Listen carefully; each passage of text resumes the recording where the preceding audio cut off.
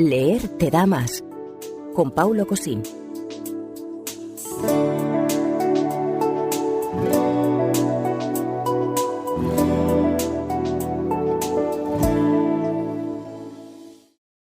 En los años 70 y 80 hubo un boom de los restaurantes chinos en España, y como eran muy económicos, los elegíamos cuando teníamos algo que celebrar. El cerdo agridulce nos encantaba, y cuando ya nos habíamos terminado la fuente, siempre había alguien que preguntaba: ¿tú estás seguro de que es cerdo?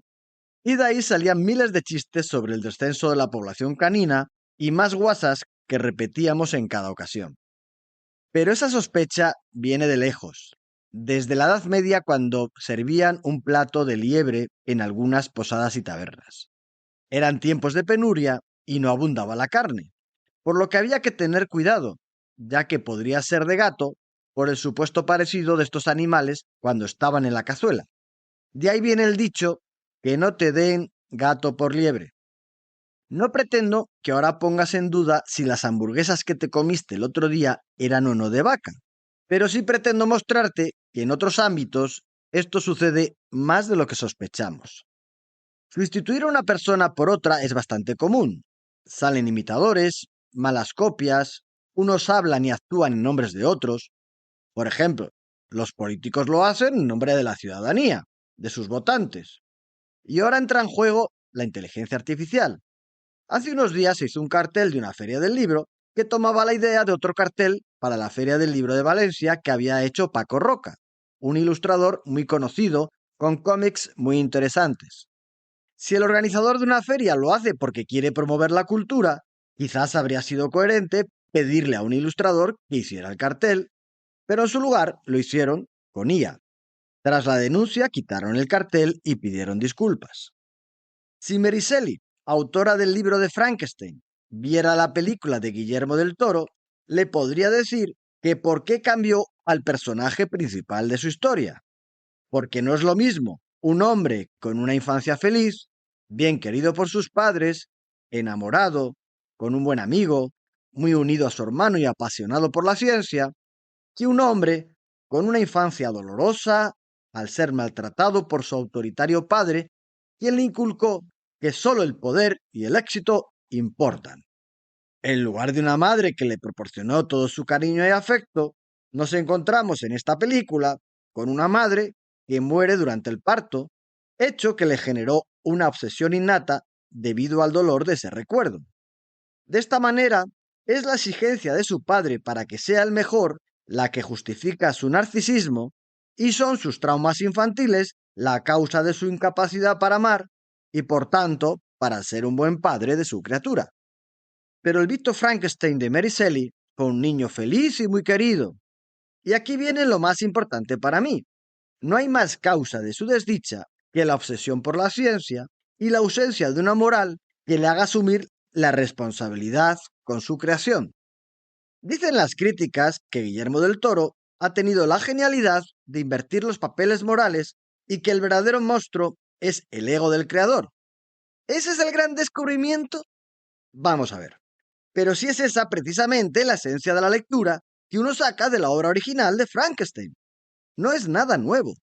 La diferencia fundamental estriba en que ese ego desmedido, en la novela, proviene de cuando el impulso de la ciencia no tiene límites y de no asumir la responsabilidad de los avances y descubrimientos que se realizan, y no de una infancia terrible, como muestra esa nueva película de Frankenstein. Puede ser una historia interesante, entretenida, pero si cambian al personaje principal, ya no es la misma historia, pienso yo. La diferencia es sustancial y, desde mi punto de vista, muy importante. Fíjate que lo que nos muestra la obra original de Frankenstein, un científico que evade la responsabilidad sobre su criatura, tiene relación muy clara para mí con lo que Hannah Arendt llamaba la banalidad del mal. Es decir, cómo personas obedientes, ya sean ingenieros o científicos reputados, pueden llegar a cometer o hacer que se cometan actos atroces.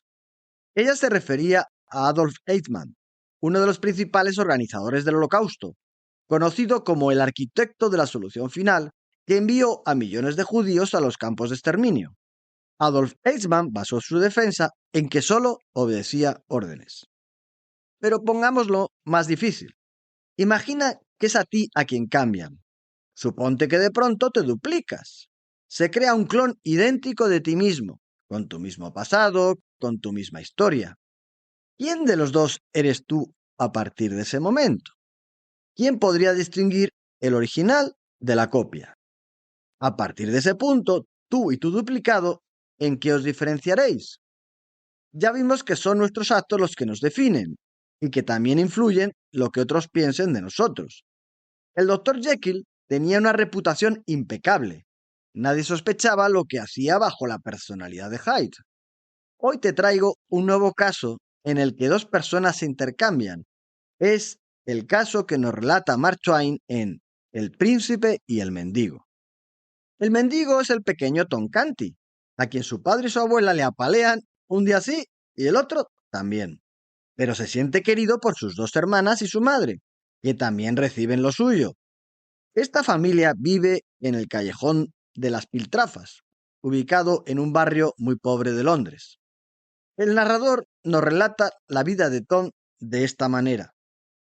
Mendigaba nada más que lo justo para salir del paso, porque las leyes contra la mendicidad eran rigurosas y los castigos severos.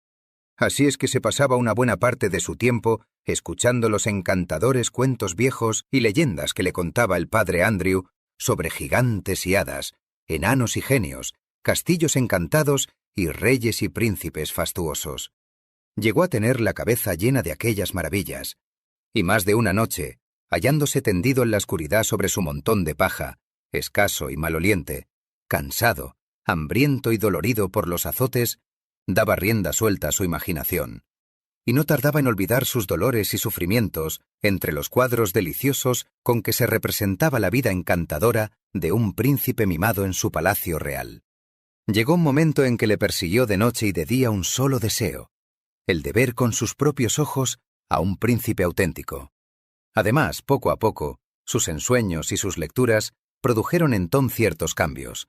Los personajes de sus ensueños eran tan elegantes que empezó a lamentar lo desaseado de sus ropas y la suciedad de su persona, deseando verse limpio y mejor vestido.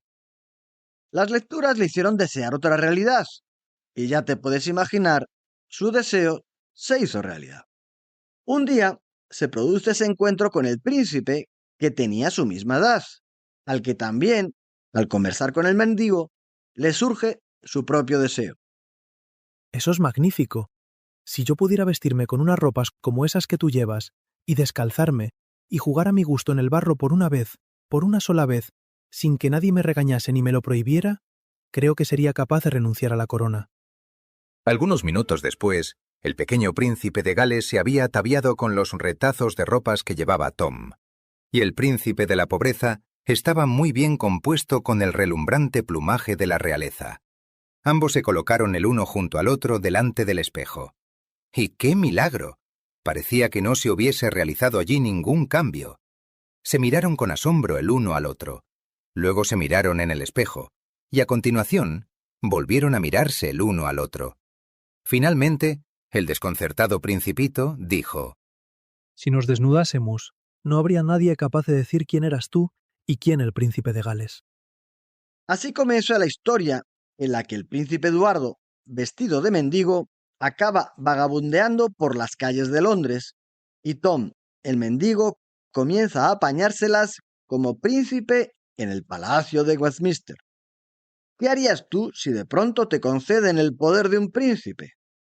El parecido físico es sorprendente, pero ¿crees que Eduardo habría tomado las mismas decisiones y habría actuado de la misma manera que Tom en esta escena que viene a continuación? En un momento en que se acerca a la ventana, interesado por la vida en la calle, observa con interés y curiosidad a una multitud de hombres, mujeres y niños alborotados y de la clase más pobre y baja. Y entonces ordena: Me agradaría saber qué ocurre. Sois el rey.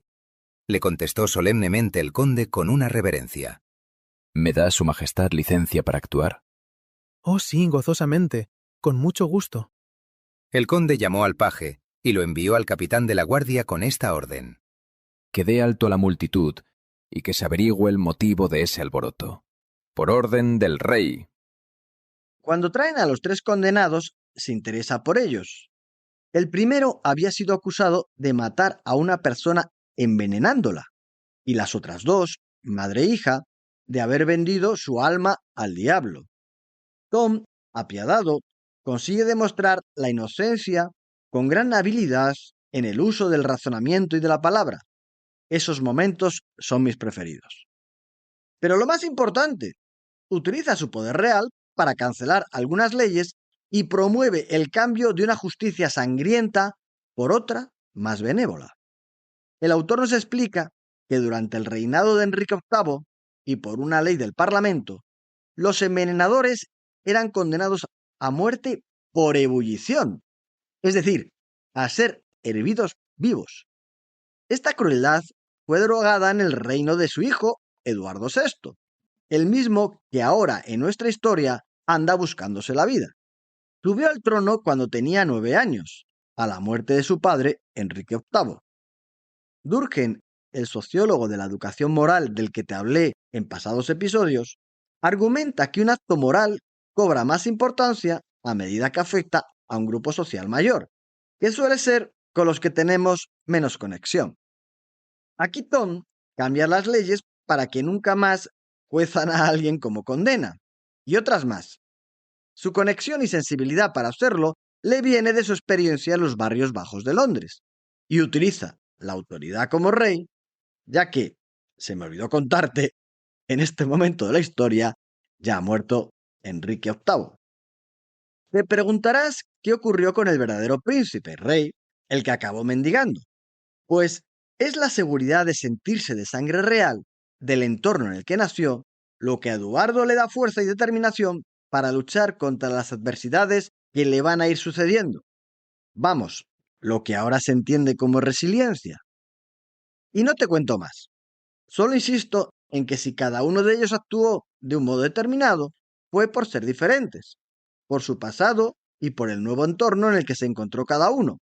Uno con gran autoridad, poder y experiencia de sufrimiento, y el otro con la gran determinación de ser el verdadero rey.